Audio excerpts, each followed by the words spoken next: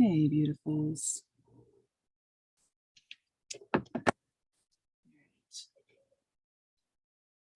back to the screen here.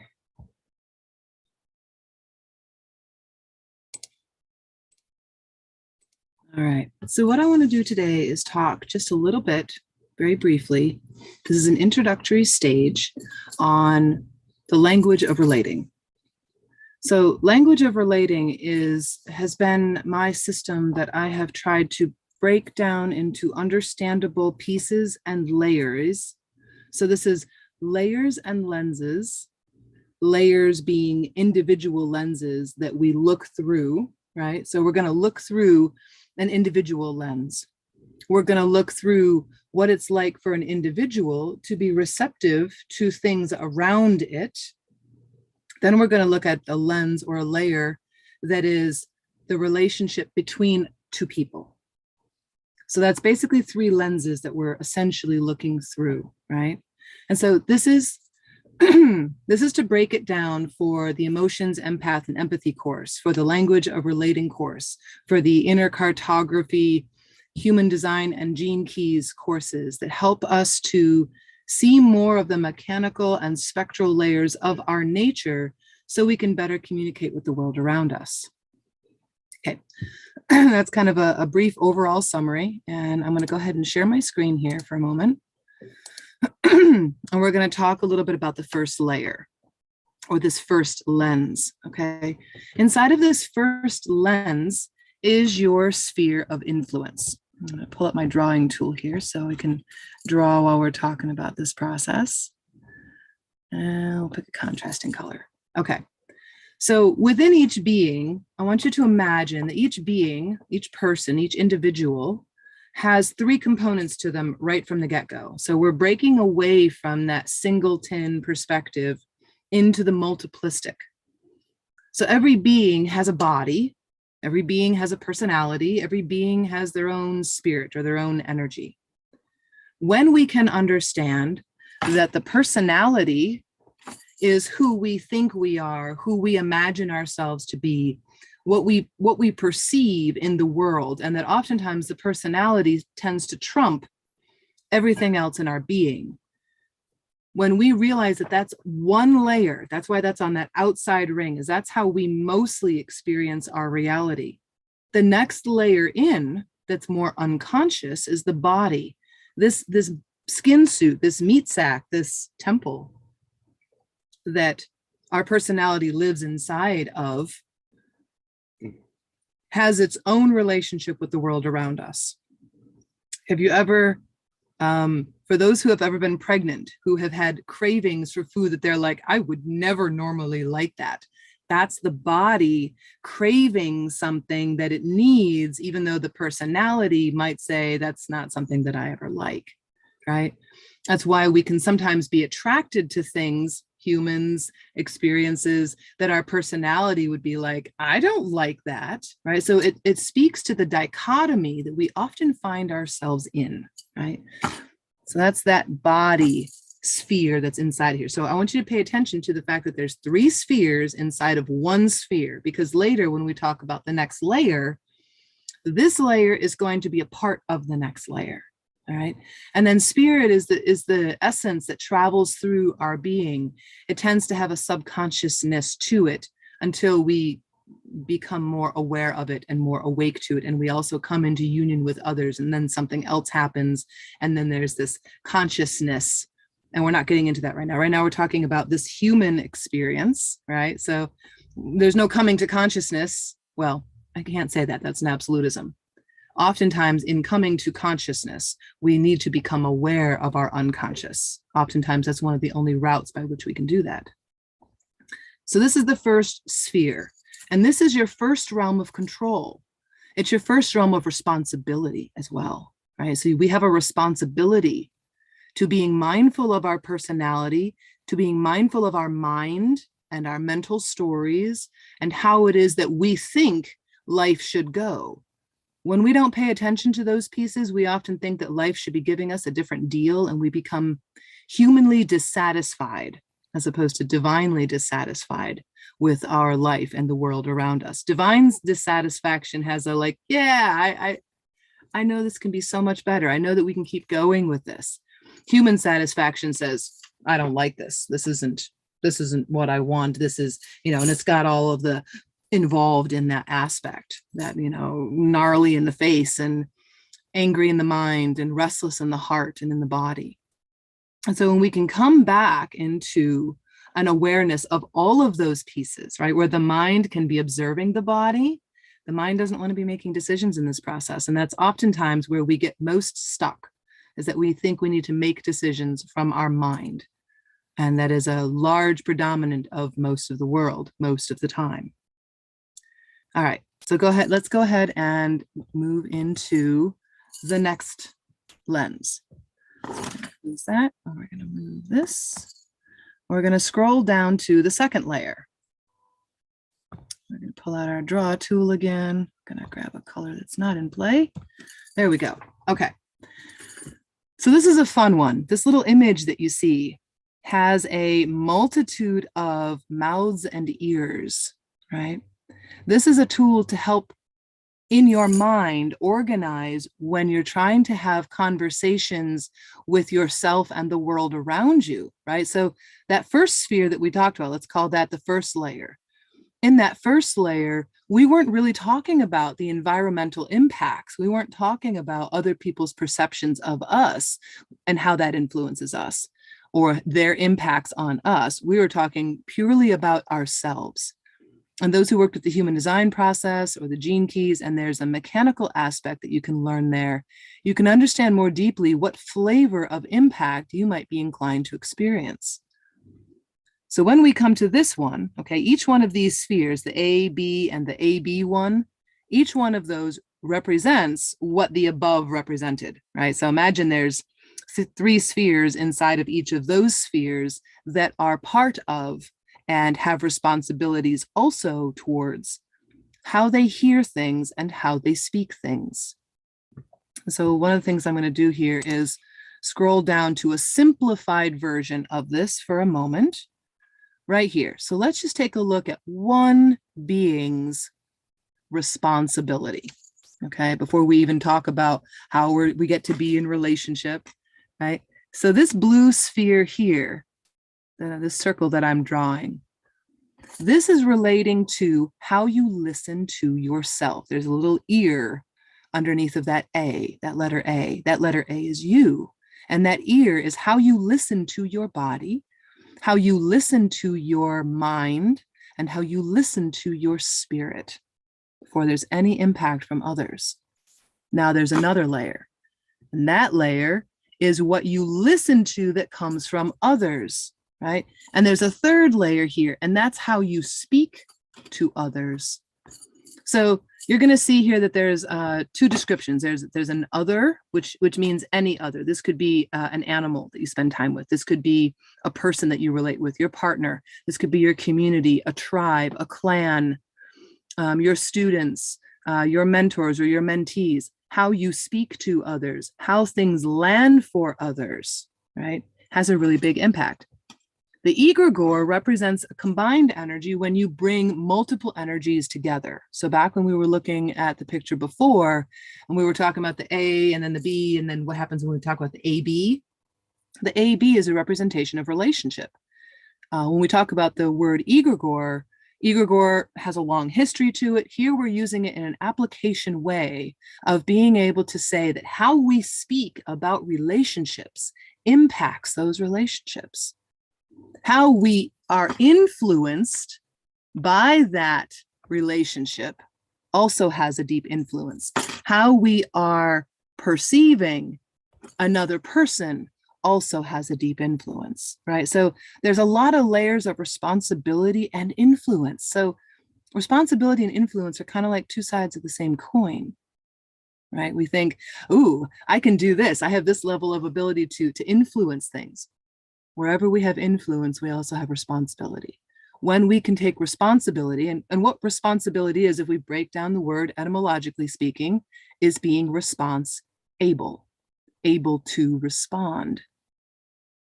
it can be really difficult to respond to others if we're not first responding to ourselves. So if we only respond to others without responding to ourselves first, then we get wrapped up in this whirlstorm of being puppets in other people's worlds, right? There's not a solidness in who we are that lets us be able to stay as a solid core of ourselves and travel this world. We have this spiritual responsibility, in a sense, to being true to our own path, to being true to what we're here for. All right, so I want to clear this screen of drawings, and we're going to scroll back up to this little more complex drawing, and we're going to play with this just for a little moment longer. Okay, grab this draw tool here and there. Okay. So each one of these lines relate to the responsibility and influence that we have in relationship with others. The A in this case represents you. B represents any other person, just a single other person in this case, because trust me, when we start talking about three people, the lines of communication become even more complex. And so this is a way of being able to understand why it is so difficult to be in relationship, and the responsibility, remember, the response-ableness, being able, doing the practices and the tools, using the tools and techniques that we need to use in order to become able to respond to ourselves first and then to others. All right, so again, we're just going to kind of look at A right now and see how it interlocks with all the other elements and environmental influences of an egregoric energy, or you could also call it collective energy, as well as the energy of another. So that another might be your partner or your friend, might be your animal companion, right? So it's you can look at it in through whichever lens works for you. This listening to ourself first, right? There's also a listening to the other, and there's also a listening to the collective. For those of us that are highly sensitive people, HSPs, we can have a really tough time responding to, being able to be responsible, able to respond when we're always picking up the influences from the collective. Now, whether that's emotional influences, mental influences, influences from the past, influences from the future, there's all sorts of influences that we can't necessarily see, hear, feel, or touch, or we might be able to do some of those and not all of them. And yet still, there's nothing we can do about it. That is our sensitivity. It is both our gift and our curse. It's a double-edged sword. It doesn't have to be a curse. And yet it often lands that way when we're not able to be response-able inside of our system. We become overwhelmed, right? Okay. Right, listening to the relationship of the egregore. That's a little bit like listening and feeling the tone of a relationship. Have you ever walked into a room and felt the tenseness in the room as there was two people having an argument, or two people having a disagreement, or a something that's not being spoken, and the tension's kind of real thick in the air, right? That's the tone. That's the closest that I can find as a simile to what it feels like to feel the egregore energy on a small scale. And that has a voice that speaks to us, that sets the tone in the room, and that influences our energy. And that's why there's a set of mouths, so that the arrows coming down have the mouths, right? So this egregore energy up here, we call this the egregore, and we call this you, and we call this other. We'll just keep it simple as that. This mouth that's coming from the egregore is that energy of the collective, or the energy of a relationship, or the energy of the combination of what happens, right? So all of this right here is coming from the egregore. This is what creates that egregoric energy up above. We're gonna take away that one. Yep, there we go. And we're gonna go back. Oops.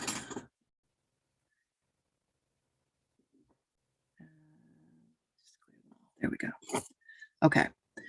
Each one of these lines has an ear and a mouth. And as I'm saying this, I'm actually seeing that I'm missing one at the base of this line here, and never mind that for now. I'll come back and fix that later.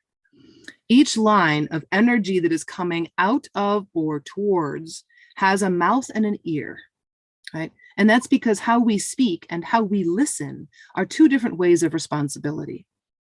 When we listen to energy, we're looking for, are we hearing what they are saying?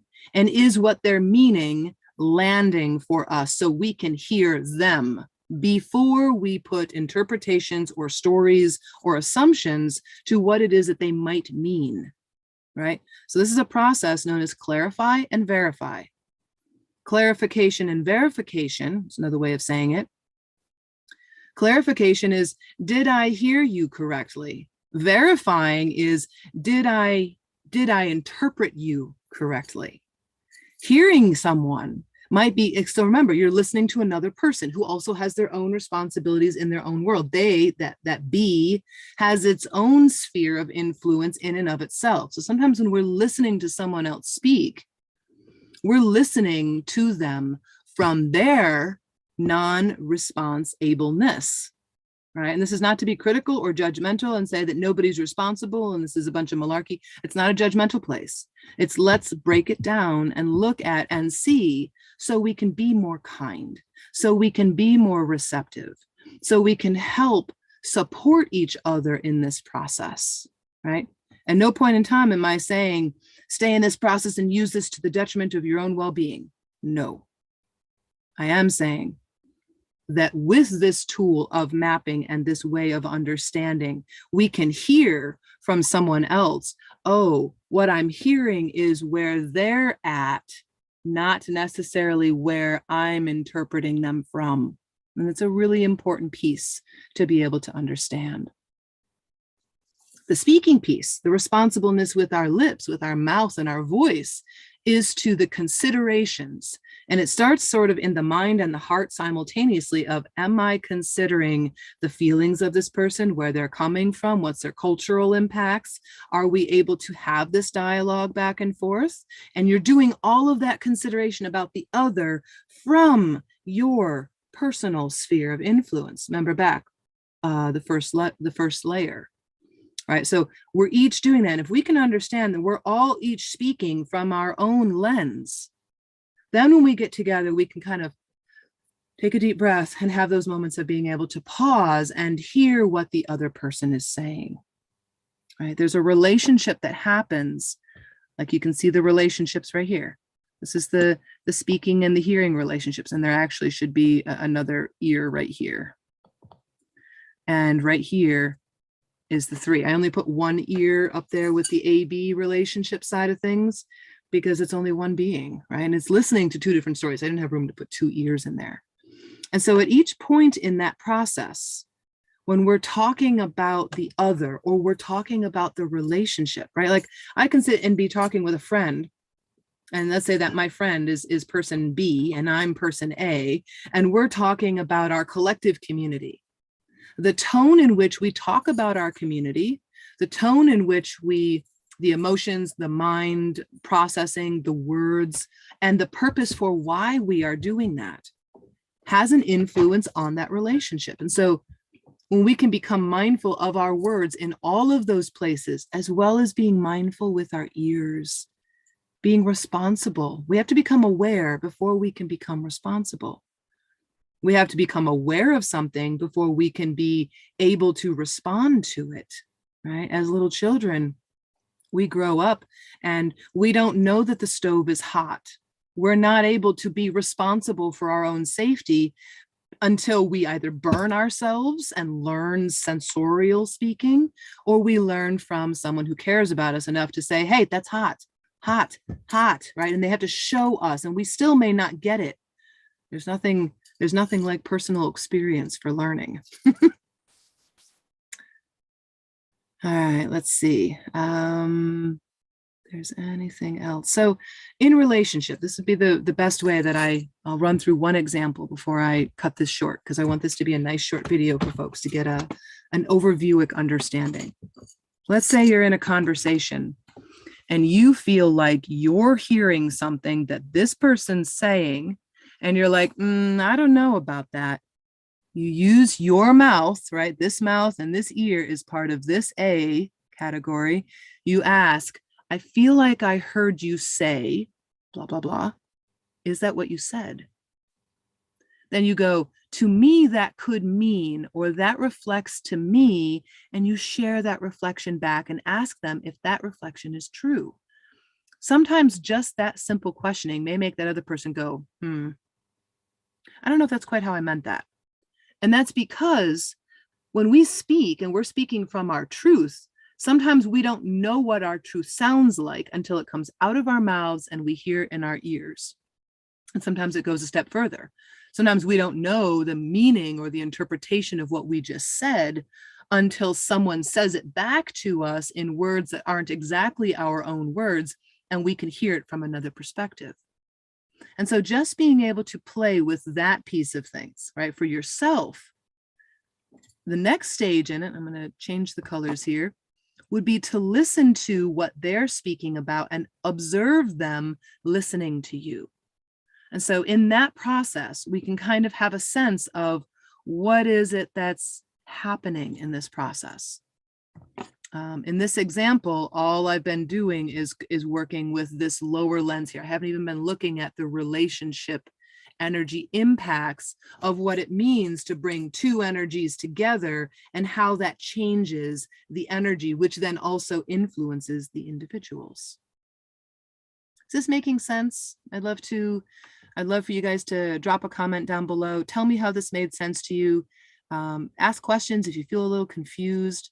Let me know if this feels helpful. And I feel like that's going to be all for today. Thank you so much, beautifuls. I'm really excited to hear how this landed for you. Lots of love from the mountain. Until soon.